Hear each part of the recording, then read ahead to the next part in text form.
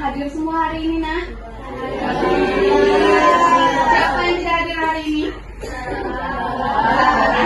Saudaranya? Sakit, izin? Siapa lagi dari Switzerland?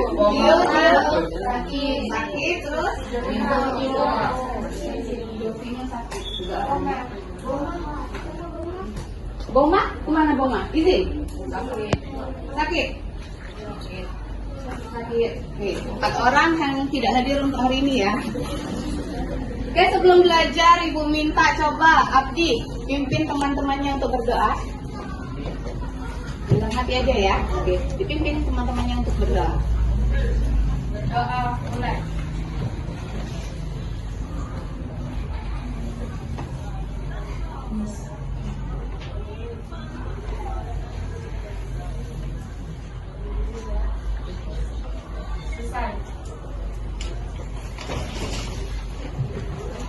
Kembali, kemarin kita sudah belajar materinya tentang teks tanggapan. Untuk hari ini kita masuk ke bab 6. Apa materi bab 6? Tentang apa materi bab 6? Silakan dibuka bukunya, nak. Sudah siap belajar?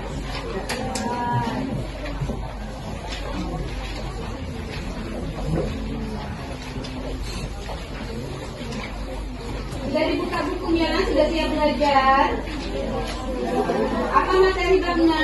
Sampaikan melalui surat. Sampaikan melalui surat. Nah, kita belajar hari ini tentang surat. Kalian sudah pernah menulis surat? Sudah. Siapa yang sudah pernah menulis surat? Ibu tanya, coba Kenzi, surat apa yang pernah Kenzi buat? Surat pribadi dari siapa? Dari Kenzi untuk siapa? Untuk sepupu, termasuk surat pribadi. Apa itu surat, nak? Satu orang tunjuk tangan, angkat tangan. Oke, siapa nak namanya? Ya, apa itu surat? Mulanya surat itu adalah alat komunikasi secara tertulis, ya. Itu yang termasuk surat, alat komunikasi secara tertulis untuk menyampaikan informasi. Itu pengertian dari surat. Kalian sudah pernah kan belajar tentang surat waktu SD? Sudah. Sekarang ya, untuk pertemuan kali ini kita akan mempelajari jenis-jenis surat. Ya, silakan dibuka bukunya. Kita simak dulu video pembelajaran tentang surat. Jenis surat ya. Tujuan menulis surat, cara menyusun surat, dan tata serta kronologinya. Sebenarnya kita harus paham untuk berkomunikasi secara pribadi, bersifat tidak resmi, dan berisi tentang masalah pribadi. Nah, surat pribadi ini biasanya ditulis oleh seorang individu atau perseorangan untuk orang lain atau instansi lain. Nah, bahasa dari surat pribadi ini lebih condong bersifat pribadi, santai, mudah dipahami, dan komunikatif, biasanya menggunakan bahasa sehari-hari. Nah, berikut adalah unsur-unsur dari surat pribadi. Simak baik-baik ya. Di sini pada gambar ini tertera ada tempat dan tanggal penulisan surat. Setelah itu di bawahnya ada tujuan surat. Mau ditujukan ke siapa sih surat kalian itu? Terus di bawahnya lagi ada salam pembuka. Boleh diisi dengan assalamualaikum, boleh diisi dengan selamat pagi, selamat sore, atau halo, hai. Jadi bahasa di sini bersifat non formal untuk surat pribadi. Nah, baru di bawahnya salam ada yang namanya isi surat, di mana kalian bisa menuliskan apa sih tujuan dari kalian surat itu, apa isinya. Nanti kalian dibutuhkannya materi yang sudah ada bersifat tidak formal, jadi bisa menggunakan bahasa sehari-hari yang mudah dipahami oleh pembaca, terutama oleh orang yang kalian tuju tadi. Sedangkan untuk di bawahnya ada salam penutup. Salam penutup ini boleh untuk yang disesuaikan dengan yang ada di atas tadi. Setelah itu di paling bawah ada identitas pengirim, yaitu nama kalian. Selanjutnya untuk pengertian surat resmi. Surat resmi ini disebut juga surat dinas. Nah, biasanya ini dibuat pada instansi-instansi atau lembaga perseorangan ke instansi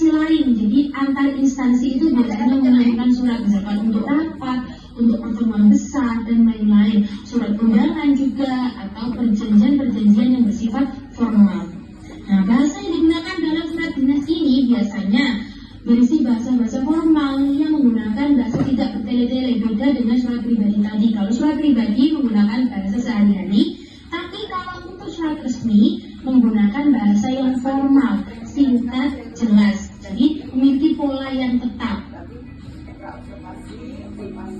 Berikut adalah unsur-unsur dari surat resmi. Untuk yang pertama ada yang namanya kepala surat atau kop surat. Nah, ini yang membedakan bahwa surat itu resmi atau tidak resmi adalah ada di kop surat di paling atas. Nah, di sini kop suratnya bertuliskan panitia kegiatan perkemahan Sabtu dan Minggu atau Persami Pramuka SMP Mutiara Harapan 1 juga. Selanjutnya untuk yang kedua ada nomor surat. Di dalam surat resmi atau surat dinas terdapat nomor suratnya. Dan lagi ada lampiran. Jadi lampiran ini menunjukkan ada berapa lampiran di bawahnya surat yang akan kalian kirim. Misalkan kalau di sini cuma ada satu berkas, artinya surat yang kalian kirim tadi itu cuma ada selembar saja. Tapi misalkan kok ada 2 lembar di bawahnya, entah itu data nama atau apa, jadi disesuaikan saja. Misalkan 2 lembar, berarti lampirannya ada 2 berkas. Nah, untuk yang selanjutnya ada yang namanya di nomor 3 itu ada tanggal surat. Jadi ini penting sekali. Di setiap surat harus ada yang namanya tanggal suratnya. Terus ada perihal suratnya untuk permohonan izin kah atau undangan rapat kah, seperti itu. Di bawahnya lagi ada tujuannya, alamat suratnya, mau dikirimkan ke siapa. Nah, biasanya karena ini surat resmi atau surat dinas diawali dengan yang terhormat yang disingkat dengan YTH, ya. Nah, tapi dalam bahasa Indonesia biasanya masih terdapat kesalahan-kesalahan dalam penulisan alamatnya atau tujuannya. Biasanya itu double kepada yang terhormat. Nah, kalian bisa pilih salah satu, mau yang terhormat saja atau kepada saja. Nah, biasanya di sini yang dipilih itu lebih ke yang terhormat karena lebih formal dan lebih lebih bagus saja gitu, lebih tertata. Seperti contoh yang ada di video ini menggunakan yang terhormat yang disingkat dengan YTH, gitu ya. Nah, selanjutnya itu ada salam pembukanya. Jadi kalau tadi itu salam pembukanya bisa assalamualaikum di surat pribadi ya, assalamualaikum, hai, halo, selamat pagi. Nah, tapi untuk surat resmi atau surat dinas ini biasanya diawali dengan hormat, gitu ya. Jadi bisa lebih lebih formal, lebih tertata untuk dikirimkan ke lembaga-lembaga ataupun instansi. Selanjutnya, yaitu tentu saja isi suratnya di nomor ke-8. Isi surat ini juga harus diperhatikan bahasa-bahasa yang digunakan. Jadi menggunakan bahasa-bahasa formal yang sopan, tapi tetap harus singkat dan jelas, tidak bertele-tele, ya. Selanjutnya ada penutup surat di nomor 9. Di situ dituliskan terima kasih atas perhatian dan izin Bapak Ibu, gitu. Jadi disesuaikan dengan perihal tadi. Misalkan perihal tadi permohonan izin, berarti atas perhatian dan izin dari Bapak ataupun Ibu. Semisal kalau halnya itu adalah undangan rapat, jadi dituliskan seperti ini saja.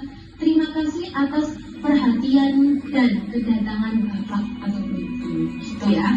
Nah, untuk nomor 10 ada identitas pemiliknya. Identitas pemiliknya di sini yaitu dituliskan seperti mengetahuinya siapa. Biasanya kalau di sekolah ya berarti mengetahui kepala sekolah sekaligus ketua panitia dari pelaksana kegiatan tersebut, atau cukup dengan kepala sekolah saja atau kepala dinas. Jadi ada tanda tangan, biasanya juga ada stempelnya juga di situ. Tertulis nama dan juga gelar dari pemimpin perusahaan atau sekolah atau lembaga yang sedang kalian ikuti dan ketua panitianya. Seperti itu ya. Nah, apa sih tujuan dari menulis surat itu? Tujuan dari menulis surat yang pertama yaitu untuk mengungkapkan perasaan, mengungkapkan apa yang ada di dalam hati dan pikiran kalian yang mau ditujukan ke orang yang berada jauh di sana. Jadi sebelum adanya handphone, sebelum adanya email, jadi orang-orang terdahulu memanfaatkan adanya media surat ini, surat kertas itu digunakan untuk menyampaikan perasaan mereka kepada sanak saudara, teman-teman yang jauh di perantauan. Nah, untuk zaman sekarang menulis surat bisa langsung lewat WhatsApp ya, atau lewat email. Nah, lewat email pun harus bisa tertata rapi seperti tadi. Mau itu surat pribadi, mau itu surat resmi, harus berlandaskan pada unsur-unsur yang ada tadi. Tujuan menulis yang kedua adalah menyampaikan ide. Jadi mau ada ide apapun itu bisa disampaikan ke surat itu tadi, misalkan tentang tadi undang rapat, izin dan lain sebagainya. Yang ketiga, memohon bantuan misalkan untuk proposal. Dalam mengajukan proposal pendanaan juga harus ada yang namanya surat pengantar. Nah, di situ jadi contoh dari tujuan surat sebagai memohon bantuan. Yang keempat, yaitu bertukar kabar. Seperti tadi ya, hampirnya dengan satu, selain bisa mengungkapkan perasaan, kita juga bisa bertukar kabar melalui surat. Nomor 5, menceritakan pengalaman. Dan nomor 6, mengucapkan terima kasih. Biasanya kan kalian ada tuh ucapan terima kasih dari card yang didapat dari misalkan pernikahan, ulang tahun, dan lain sebagainya. Selanjutnya yaitu jenis-jenis dari pembuka surat. Yang pertama ada menanyakan kabar. Jadi di dalam surat tidak resmi, maksud saya tidak resmi, yaitu biasanya menanyakan kabarnya terlebih dahulu. Apa kabar kamu? Bagaimana kabarmu di sana? Apakah baik? Seperti itu ya. Terus yang kedua, mengungkapkan perasaan. Jadi perasaanmu setelah kamu menuliskan kabarnya tadi, menanyakan kabar dari orang yang kamu tuju, kamu bisa juga menjelaskan perasaanmu bagaimana. Misalkan kabarku di sini baik-baik saja. Yang ketiga itu memperkenalkan diri. Jadi kita juga harus memperkenalkan diri terlebih dahulu. Setelah mengungkapkan perasaan, juga memperkenalkan diri. Yang keempat yaitu menyatakan tujuan. Jadi tujuan kamu menulis surat itu untuk apa? Yang kelima yaitu ucapan terima kasih. Ucapan terima kasih di sini bertujuan untuk menghormati orang yang kalian tuju. Seperti itu. Dan yang keenam yaitu permohonan maaf. Biasanya ditujukan untuk apabila surat tersebut bisa mengganggu ataupun menyinggung perasaannya barangkali seperti itu. Selanjutnya yaitu untuk kata sapaan. Kata sapaan ini biasanya digunakan untuk menyapa orang yang memiliki hubungan keluarga seperti paman. Itu kata sapaan yang menunjukkan hubungan kerabat seperti paman, nenek, bibi, ibu, ananda, emas, adik, dan sebagainya. Jadi ada kata sapaan yang menunjukkan hubungan kerabat. Yang kedua adalah kata sapaan yang berbentuk tri dan lain sebagainya. Jadi diikuti dengan nama-nama orang yang kalian tahu tadi. Selanjutnya yaitu untuk kata ganti atau pronomina, yaitu kata yang dipakai untuk mengacu kepada kata benda lain. Misalnya kata ketua OSIS dapat digunakan pronomina dia atau ia. Ada 3 jenis pronomina, yaitu pronomina persona, pronomina penunjuk, dan pronomina penanya. Pronomina yang mengacu pada orang seperti diri sendiri, orang yang diajak berbicara, atau orang yang dibicarakan.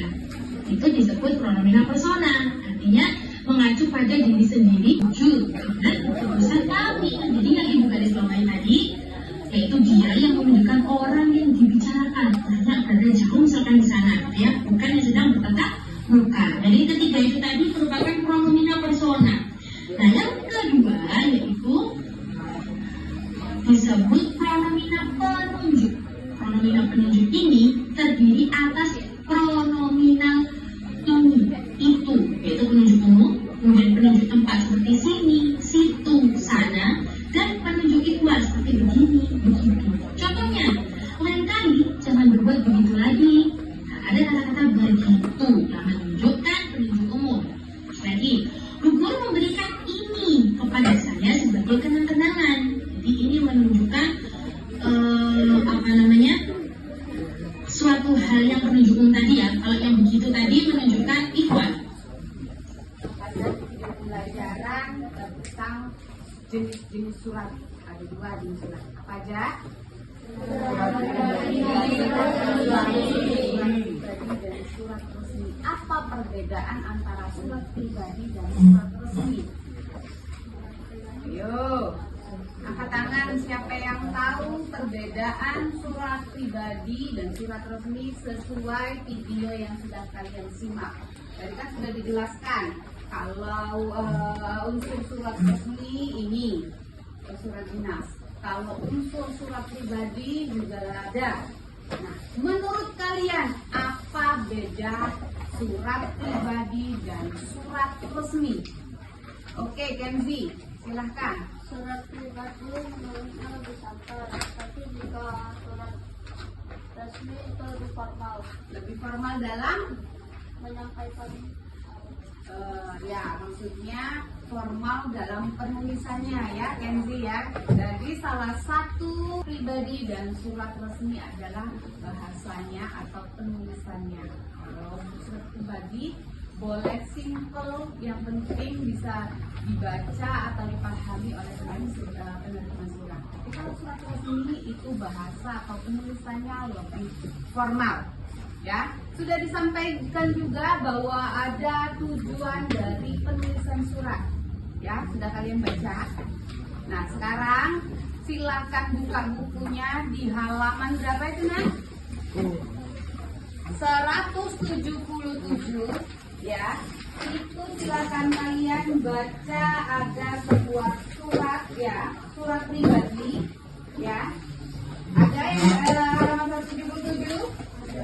Ya, mengenal surat pribadi dan surat resmi. Bagian ke-1 atau bagian kegiatan 1, menganalisis isi dan tujuan dalam surat pribadi. Itu ada sebuah surat, silakan kalian baca dan pahami. Kemudian kalian menjawab pertanyaan yang ada di halaman 178. Ya. Siap? Paham? Silakan kalian baca dulu, nanti kalian tulis di buku latihan kalian. Oke? Ada yang mau ditanyakan? Sudah paham? Sudah ngerti? Ya, silakan dibaca dan dikerjakan pertanyaan sesuai teks ataupun sesuai dengan surat yang ada di halaman 177. Silakan dibaca. Ya, tidak usah kerjasama ya. Dalam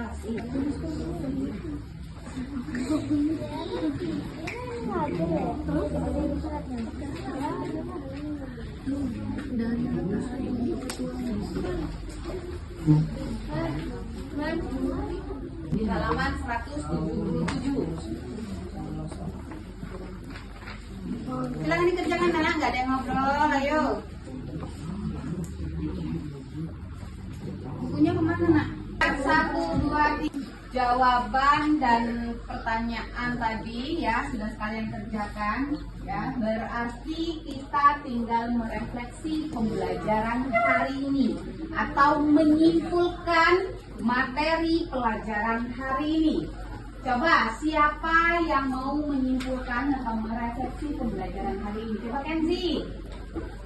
jenis surat ada 2, Ya. surat pribadi dan surat resmi. Terus Penyampaian surat pribadi itu lebih santai, sedangkan penyampaian surat resmi. itu lebih formal atau harus formal. Oke, terima kasih. Lanjutkan, apalagi tadi kesimpulan dari pembelajaran kita tentang apa? Ayo, Tujuan menulis surat. ayo berdiri biar temannya mendengar. Tujuan menulis surat adalah mengungkapkan perasaan, menyampaikan ide, memohon bantuan, berterima kabar, Satu lagi. menceritakan pengalaman dan mengucapkan terima kasih. Nah, itu tujuan dari menulis surat ya. Kesimpulan pembelajaran hari ini sudah disampaikan Kenzi ya dan teman kalian. Jadi ya, kesimpulan pembelajaran hari ini sudah disampaikan Kenzi ya dan teman kalian. Jadi untuk pelajaran hari ini cukup sampai di sini ya. Siapa yang mau merefleksi? Apakah pembelajaran hari ini menyenangkan? Kalau menyenangkan, silahkan kalian kasih tanda begini.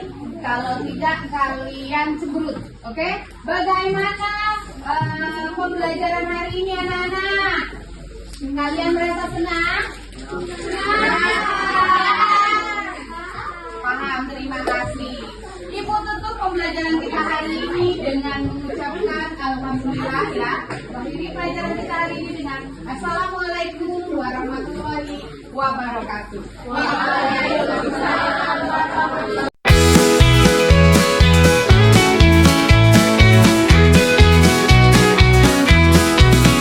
Belajar, ayo kita belajar bersama ibu guru. Lihat di Susanti, di channel belajar banyak ilmu yang dibagi.